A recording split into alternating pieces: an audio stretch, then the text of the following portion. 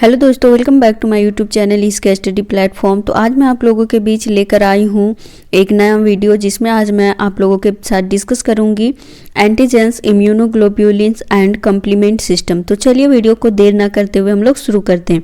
तो फर्स्ट हम लोग यहाँ डिस्कस करेंगे सबसे पहले एंटीजेंस। तो यहाँ एंटीजेंस में है a substance that can induce a specific immune response when it is introduced into the tissue of an animal and that can react specifically with antibodies or sensitized cell is known as an antigen। तो antigen क्या होता है? एक ऐसा substance ऐसा substance होता है जो कि इम्यून रिस्पॉन्स को इंड्यूस्ड करता है, और ये जो होता है वो टिश्यू होते हैं, वो animals and that can react, जो वो रिएक्शन करता है, एंटीबॉडीज जो होते हैं, पैथोजेंस होते हैं, उनके साथ रिएक्शन करके ये और सेंटिसाइड सेल का फॉर्म करता है, और इसी को एंटीजेंस कहा जाता है।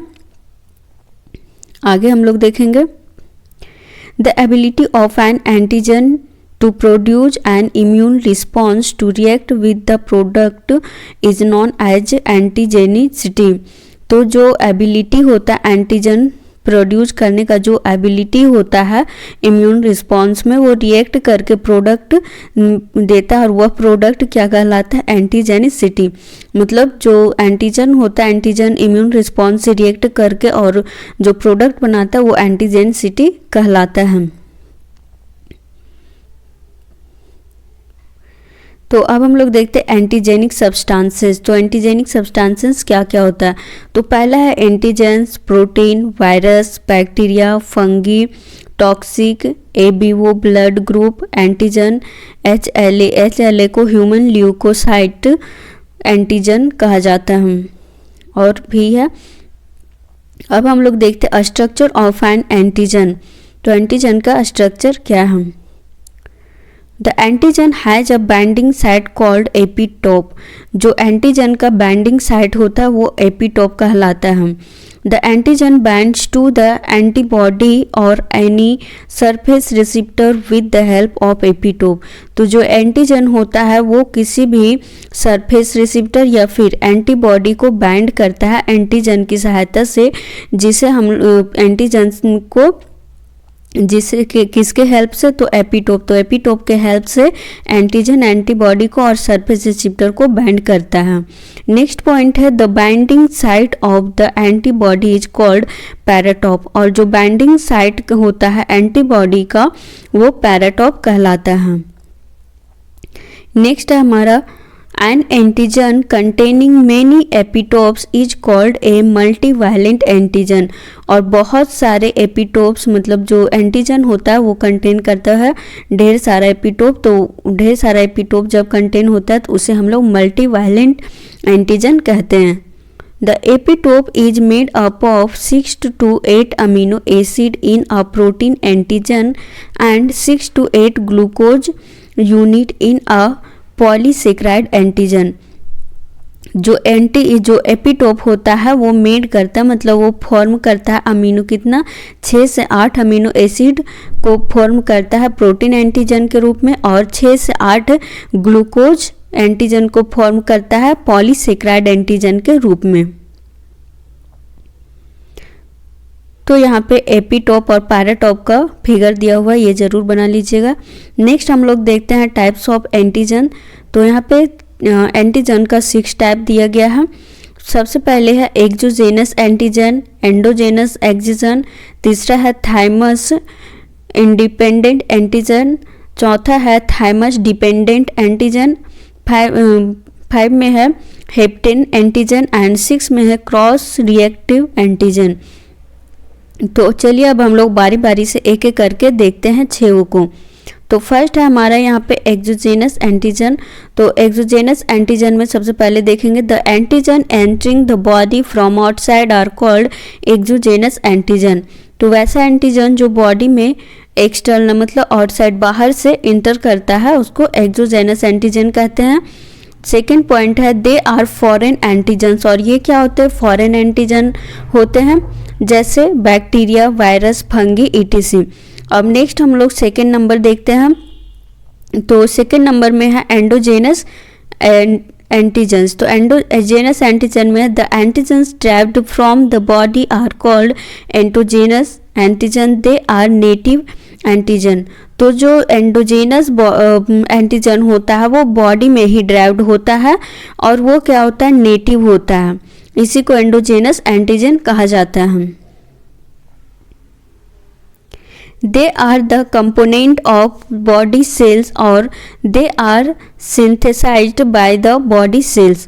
ये क्या होता है, ये बॉडी सेल्स का कंपोनेंट होता है और सिंथेसाइज भी किस होता है, तो बॉडी सेल से होता है। अब हम लोग नेक्स्ट इसका एग्जांपल देखते हैं, जैसे nucleic acid, nucleoprotein, HLA, ETC। तो यहाँ पे हम लोग एक चार्ट की सहायता से देख लेते हैं किस तरह से इसको ड्राइव किया गया एंटीजन। तो एंटीजन को एक्सोजेनस एंटीजन, इंडोजेनस एंटीजन है और इसका फिर यहाँ पे एंडोजेनस का दो टाइप है, auto antigen and allo antigen.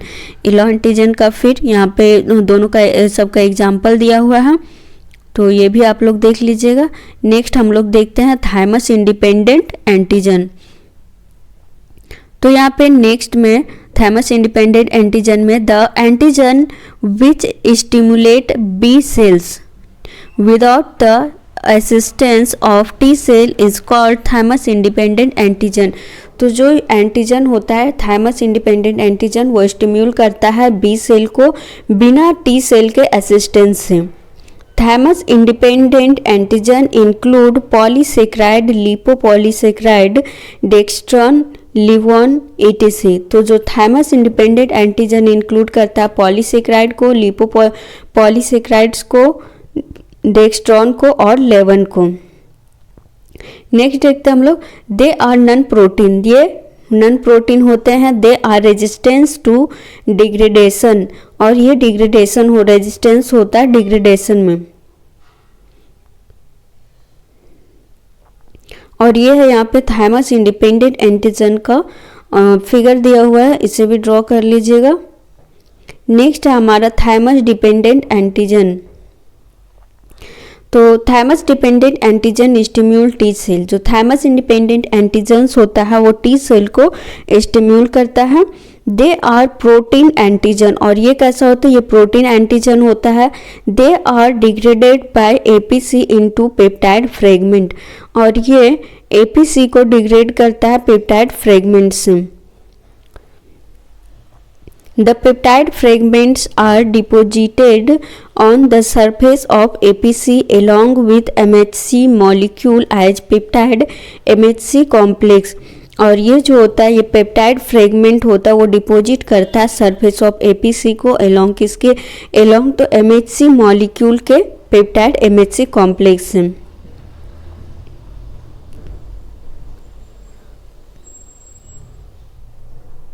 और ये यहाँ thymus dependent antigen and immune response का फिगर दिया हुआ है, इसे भी आप ड्रॉ कर लीजिएगा।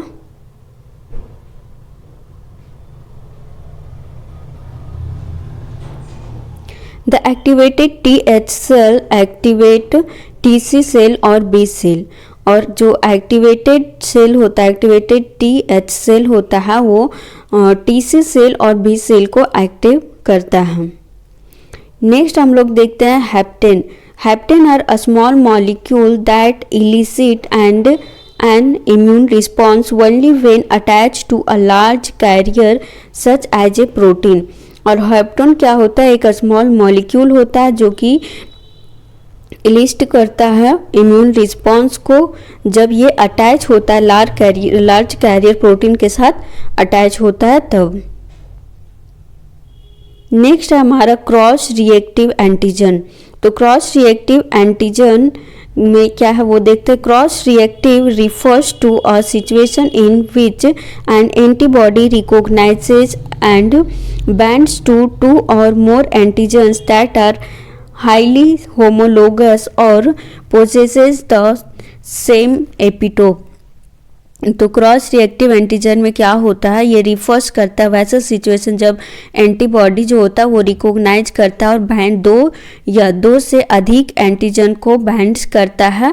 कैसे, तो हाईली होमोलोगस पोजेसेस में बाइंड करता है, सेम एपिटोप में बाइंड करता है। तो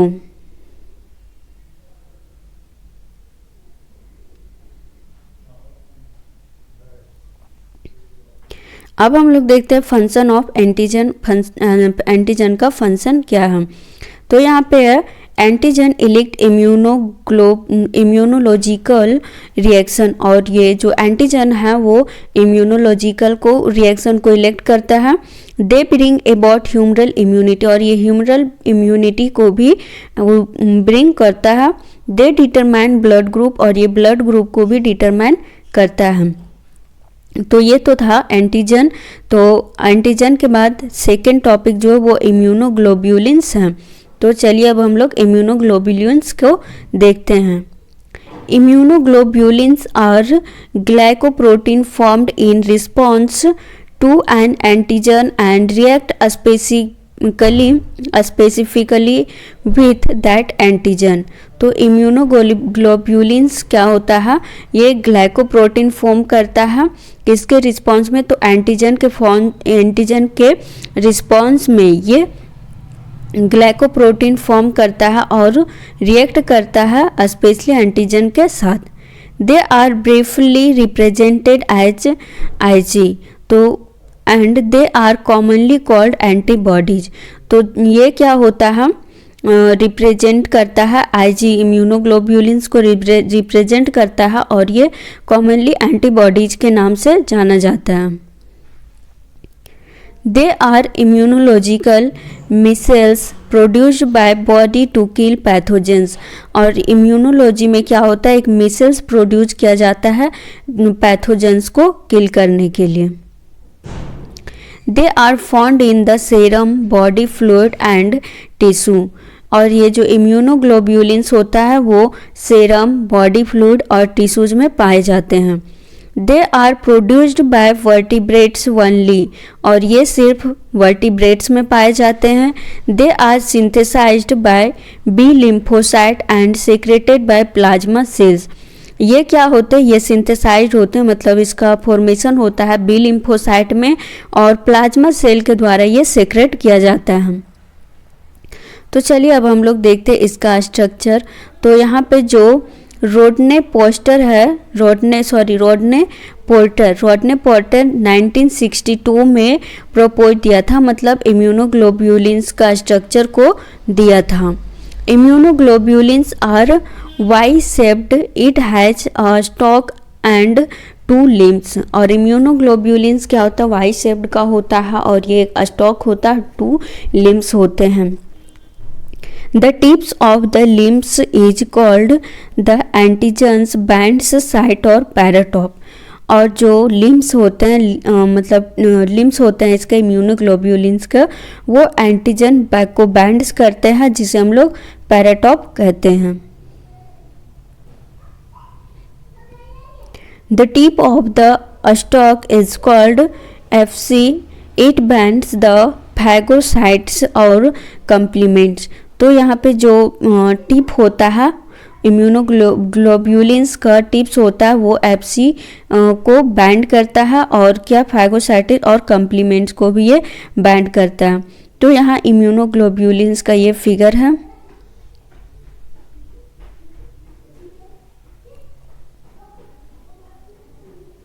अब हम लोग देखते हैं इम्यूनोग्लोब्यूलिन्स का chemical nature. Immunoglobulins are glycoprotein. It is made up of 2 pairs of polypeptide chains। तो immunoglobulins एक ग्लाइकोप्रोटीन होता है और ये बना होता है 2 पेयर पॉलीपेप्टाइड चेन से। Each polypeptide chain is made up of a linear sequence of amino acid। और जो प्रत्येक पॉलीपेप्टाइड चेन होता है वो बना होता है लीनियर सीक्वेंस में अमीनो एसिड से। तो यहाँ पे देख सकते हैं यह surface immunoglobulin of B cell. अब हम लोग देखते हैं क्लासिफिकेशन ऑफ इम्यूनोग्लोब्यूलिन्स।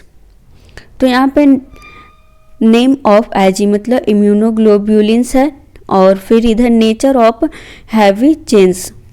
तो यहाँ पे IG1, तो IG1 में है IG1 जिसको कैपिटल जी से डिनोट किया जाता है, और इसका नेचर कैसा है? तो गामा, IgA का अल्फ़ा, IgM का MU जिसको माइक्रो भी हम लोग पढ़ते हैं, और यहाँ पे IgD का डेल्टा है, IgE का एप्सिलॉन है।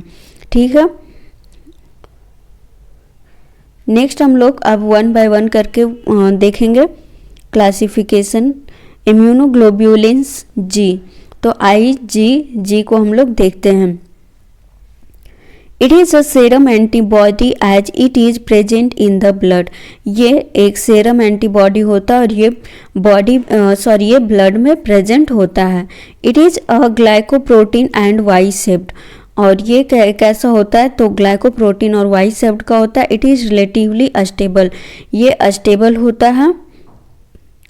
4 polypeptide chain molecule form of 2 light chain and 2 heavy chain of gamma type, और यहाँ पे 4 पॉलीपेप्टाइड चेन मिल करके 4 पॉलीपेप्टाइड चेन मॉलिक्यूल मिल करके और 2 लाइट और 2 heavy chains of gamma type का फॉर्मेशन करते हैं। तो यहाँ पे फिगर देख लीजिएगा। नेक्स्ट हमारा immunoglobulins A, IgA। IgA is an antibody, ये जो IgA है वो एक एंटीबॉडी है। It is a glycoprotein and Y shape, ये भी क्या होता है, ग्लाइकोप्रोटीन ही होता है और इसका भी जो शेप होता है वो वाई होता है। It has pairs of polypeptide chain namely 2 light chain and 2 heavy chain. इसमें भी क्या होता है, 2 मतलब पेयर में होता है पॉलीपेप्टाइड चेन, 2 लाइट होता है और 2 हैवी चेन्स होता है। नेक्स्ट है the light chain consists of 2 domains, namely a single constant domain and a single variable domain। तो यहाँ पे जो लाइट चेन होता है वो 2 टाइप्स के डोमेन्स को कंसिस्ट करता है। पहला सिंगल कांस्टेंट डोमेन और दूसरा है सिंगल वेरिएबल डोमेन्स। तो ये है, यहाँ पे इसको ड्राइंग देख लीजिएगा, सेक्रेटरी IgA। नेक्स्ट थर्ड में हम लोग देखते हैं इम्यूनोग्लोब्यूलिन्स M, IgM। तो IgM is an antibody, it is a largest immunoglobulins, और जितने भी इम्यूनोग्लोब्यूलिन्स है उसमें से सबसे लार्जेस्ट IgM होता है। It is predominantly found in serum, और ये क्या होता है, ये भी सीरम में पाया जाता है। The serum level of IgM is very low, about 5 to 2 mg/ml, और जो सेरम का जो लेवल होता है IgM में वो बहुत ही लो होता है। There is no सब क्लासेस और IgM, और इसका कोई सब क्लास नहीं है IgM का। ये है स्ट्रक्चर ऑफ IgM शोविंग 5 सब यूनिट, और ये स्ट्रक्चर इसका बना लीजिएगा। नेक्स्ट है 4th number immunoglobulins D, IgD। IgD is an antibody, it is a glycoprotein, it is तो ये एक एंटीबॉडी है और ये ग्लाइकोप्रोटीन भी है।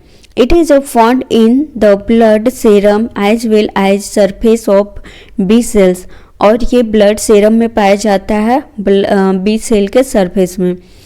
IgD is slightly larger than IgG, और ये जो IgD होता है वो थोड़ा सा बोले तो लार्ज होता है IgG से। Having molecular weight of 180,000। The half life of IgD is 2 to 3 days, और जो IgD का जो लाइफ होता है वो 2 से 3 दिन का होता है। नेक्स्ट हम लोग 5 नंबर देखते हैं इम्यूनोग्लोब्यूलिन्स E, जिसको एप्सिलॉन कहा जाता है। Immunoglobulins E is a monomer having a typically immunoglobulins structure. तो IgE एक क्या है, मोनोमर है, जो कि टिपिकली मतलब बोले इसको तो इम्यूनोग्लोब्यूलिन्स स्ट्रक्चर होता है इसका। This is the only immunoglobulins without a hinge. Next हम लोग देखते हैं it is found only in traces in the serum, और ये सिर्फ सीरम में पाया जाता है। It has a half life of 2 to 3 days, और इसका जो हाफ लाइफ होता है वो 2 से 3 दिनों का होता है। फंक्शन ऑफ इम्यूनोग्लोब्यूलिन्स, तो अब हम लोग देखते हैं इम्यूनोग्लोब्यूलिन्स का फंक्शन। तो पहला है यहाँ पे एग्लूटिनेशन, ठीक है, agglutination of antigens, agglutination of antigens, precipitation of antigen, lysis of antigen, opsonisation antigen and tissue fixation antigen. इसको आप एक्सप्लेन करके भी लिख सकते, पर उतना ज़्यादा लिखिएगा नहीं, इतना भी लिख दीजिएगा तो मार्क्स मिल जाएगा। तो नेक्स्ट हमारा तीसरा टॉपिक है इसमें कम्प्लीमेंट सिस्टम। तो इससे पहले मैंने दो एंटीजेंस और इम्यूनोग्लोब्युलिन्स दो टॉपिक करा दिया और आज का तीसरा टॉपिक है कम्प्लीमेंट सिस्टम। तो complement system refers to the group of large थर्मोलेबाइट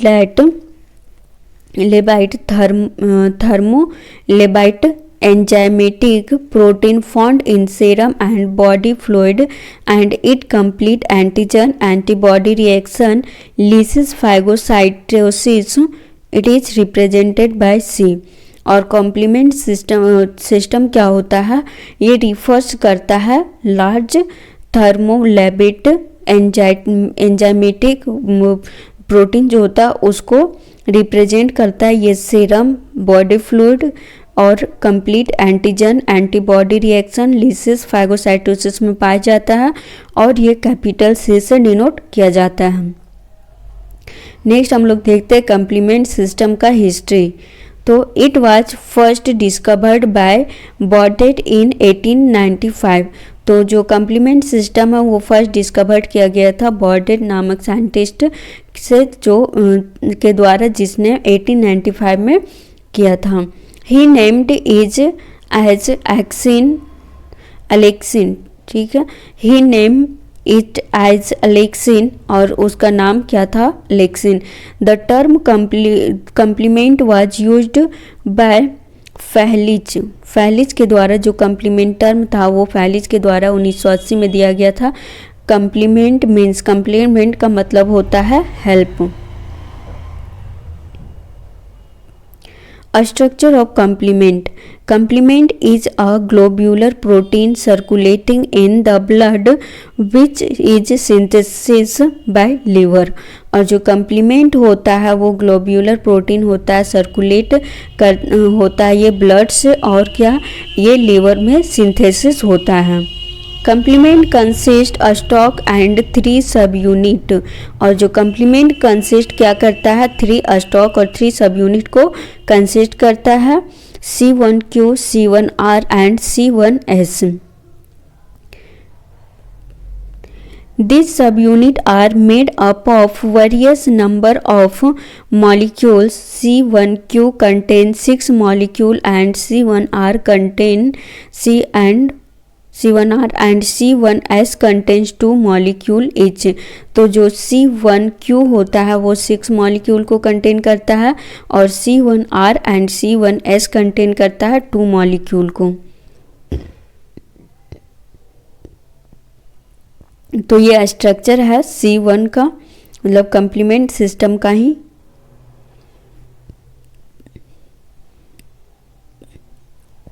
अब हम लोग देखते हैं कम्प्लीमेंट एक्टिवेशन।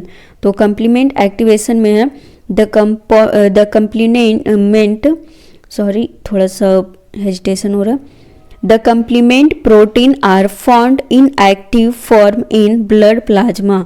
और जो कम्प्लीमेंट प्रोटीन होता है वो इनएक्टिव फॉर्म में पाया जाता है, कहाँ, तो ब्लड प्लाज्मा में। They are made active by certain substance called activating agents। और ये क्या होता है, ये मेड होता है, मतलब बना होता है एक्टिव जो एक्टिवेटिंग एजेंट्स जो होता है उससे बना होता है, जैसे IgA एंटीजन, एंटीबॉडी, कंप्लेन, ग्राम नेटिव बैक्टीरिया, ये सबसे मिलकर बना होता है। The process of complement activation passes through 3 pathways. They are as of। और जो प्रोसेस होता है कम्प्लीमेंट एक्टिवेशन का वो 3 पाथ में होता है। पहला है क्लासिकल पाथवे, दूसरा है अल्टरनेटिव पाथवे एंड तीसरा है लैक्टिन पाथवे। तो चलिए हम लोग 1 बाय 1 इन तीनों को भी देखते हैं। तो क्लासिकल पाथवे में है, classical pathway is a simple step immunological reaction of complement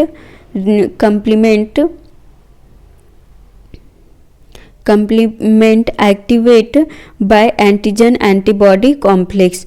तो जो क्लासिकल पाथवे होता है वो एक सिंपल स्टेप है इम्यूनोलॉजिकल रिएक्शन का, जो कि कंप्लीमेंट करता है और मतलब एक्टिव करता है एंटीजन्स और एंटीबॉडी कॉम्प्लेक्स को।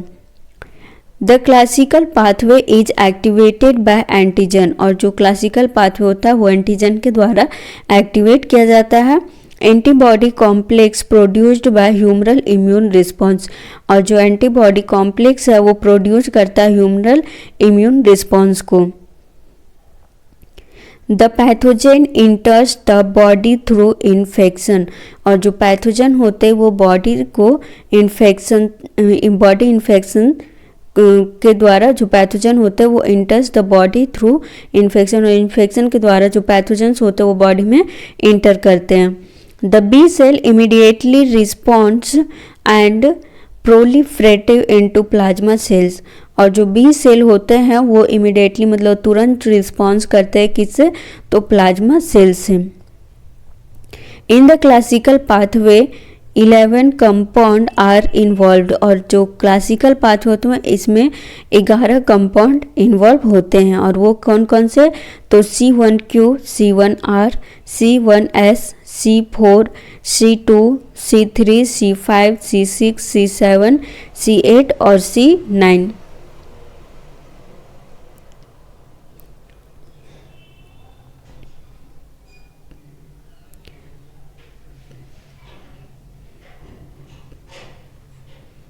तो ये यहाँ पे इसका जो पाथ होता है वो पूरे पाथ को बताया गया है।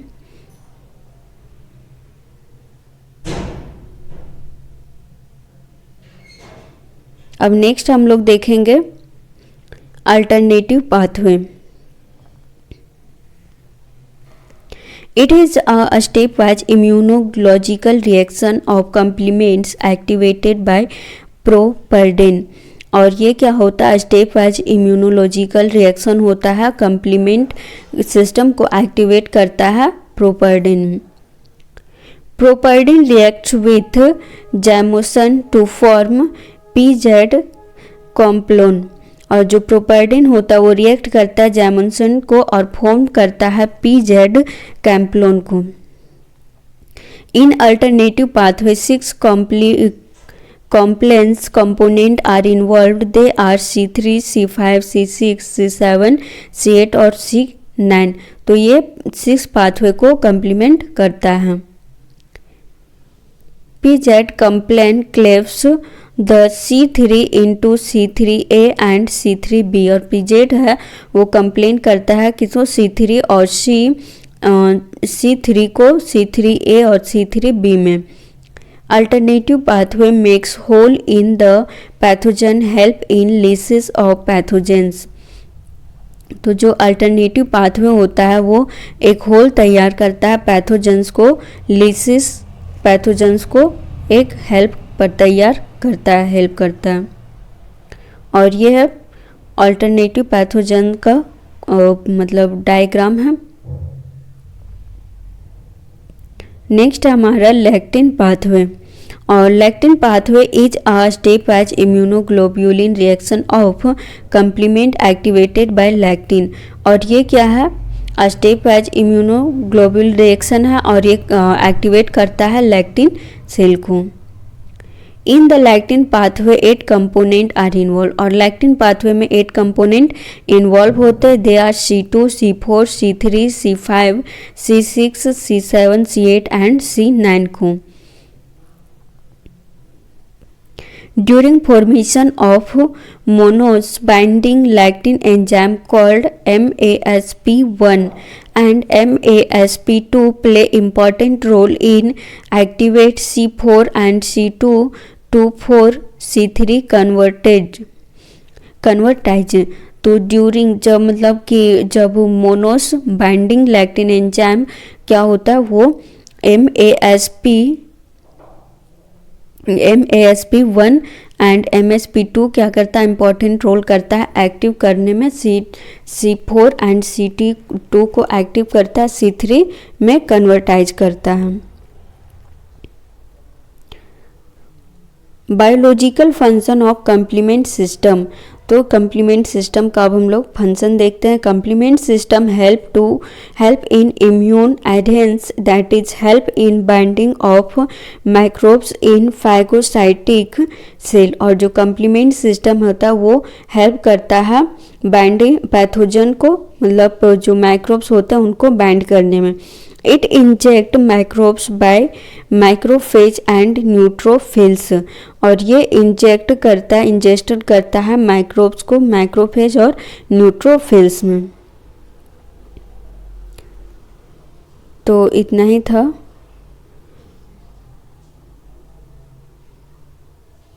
एक बार पूरा देख लीजिए, और अगर वीडियो आपको अच्छा लगे तो चैनल को सब्सक्राइब कीजिएगा और अपने दोस्तों तक ये वीडियो को ज़रूर शेयर कीजिएगा ताकि आपके दोस्त लोग भी पढ़ सके और अच्छे मार्क्स ला सकें। तो मिलते हैं दोस्तों एक अगली वीडियो में एक नए टॉपिक के साथ। तब तक के लिए धन्यवाद।